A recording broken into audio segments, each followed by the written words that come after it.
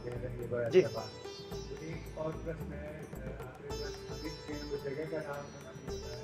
वो कह रहे हैं कि भगवान जब भाव से मिलते हैं तो ये भक्ति योग, ज्ञान योग और ये जो बात करने की, ये बात क्यों बताए गए? जी, भाव होना एक बात, मेरी माँ के प्रति भाव है एक बात, लेकिन भाव के अलावा क्या मैंने वास्तव में कुछ किया? अब मेरे भाव ही है कि मुझे भूख लगी है। अब भोजन तो बनाने से बनेगा जी, भाव से तो बनेगा नहीं, केवल ऐसा विचार करने से।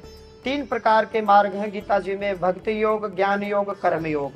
कर्म योगी कहते हैं कुछ नहीं, कमा के खाओ, कमा के खाने से मिलता है, जब तक कर्म नहीं करोगे कुछ नहीं मिलना। तो गीता जी में उनके लिए कर्म योग बताया गया है कि बस सब कुछ कर्म है जी।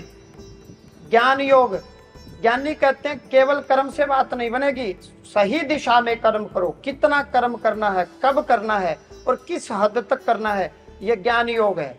लेकिन भक्ति योग में कहा गया है कि भगवान, कर्म के अलावा जब भगवान की इच्छा होगी तभी बात बनेगी। कर्म तो करूं और ज्ञान से भी करूं, लेकिन भाव जरूरी है। कर्म के पश्चात भक्त कहता है परमात्मा अब मैंने जो करना था कर दिया, अब जो तेरी रजा हो कर देना, ये भक्ति योग है। तो 3 योग गीता जी में बताए हैं। जो ज्ञानी कहते हैं कि केवल कर्म करने से कुछ नहीं होता, कर्म तो गधा भी करता है, ज्ञान से चलो तो ज्ञान योग है। केवल धूप दीप लगाने से कुछ नहीं होता, पढ़ने से नौकरी मिलेगी, ठीक है भाई, वो कर्म योग की बात कर रहे हैं। मैं कह रहा हूं 3 in 1, पढ़ो।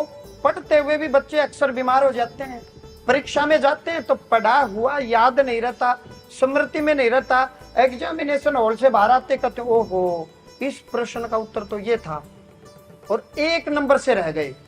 और बाद में वो ध्यान आया, परीक्षा केंद्र में जब भीतर प्रवेश किया तो वो दिमाग से स्लिप हो गया, आंसर क्या था। तो भगवत कृपा तो हर क्षण हर पल चाहिए। पढ़ते पढ़ते बच्चे, बिजनेसमैन का भी दिमाग खराब हो जाता है, ब्रेन हेमरेज हो जाता है, दिमाग चल जाता है, स्लो हो जाता है या फास्ट हो जाता है। तो भगवत कृपा तो चाहिए, मेहनत से कुछ कुछ मिलता है, लेकिन कहते हैं रहमत से सब कुछ मिलता है। तो मेहनत प्लस रहमत दोनों ही होनी चाहिए, तब सब कुछ मिलेगा। मेहनत से कुछ कुछ मिलता है, रहमत से सब कुछ मिलता है, तो मेहनत और रहमत दोनों चाहिए जी।